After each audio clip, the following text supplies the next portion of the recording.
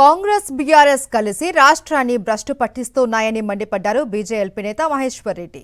ఒకరిది అధికార దాహమైతే మరొకరిది అవినీతి దాహం అన్నారు. 9.5 ఏళ్లలో బీఆర్ఎస్ చేసినట్లుగానే కాంగ్రెస్ కూడా ప్రజల్ని మోసం చేస్తోంది అన్నారు. చీకటి ఒప్పందాలతో ప్రజల్ని ఇంకా మభ్యపెడుతూ ఉన్నారని మండిపడ్డారు. నిరుద్యోగుల గురించి మాట్లాడే హక్కు కాంగ్రెస్ బీఆర్ఎస్ నేతలకు లేదు అన్నారు మహేశ్వర్ రెడ్డి.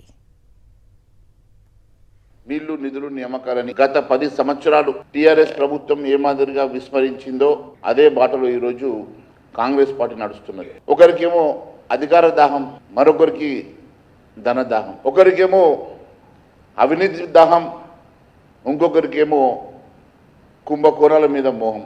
ఇద్దరు కలిసి రాష్ట్రాన్ని భ్రష్టు పట్టిస్తూ కేవలం రాజకీయాలు మాత్రం చేస్తున్నారు. లక్షల కోట్ల రూపాయలు చెల్లించాల్సిన బకాయిలు ఒకవైపు, అదే మాదిరిగా లక్షల కోట్ల రూపాయలు తీసుకొచ్చిన అప్పు మరొక వైపు.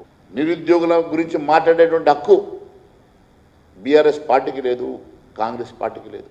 ఇద్దరు కలిసి యువతను మోసం చేసి, నిరుద్యోగులను మోసం చేసి వారి జీవితాలతో చెలగాటమాడింది మీరు ఇద్దరు కాదా? రెండు పార్టీలు కావా?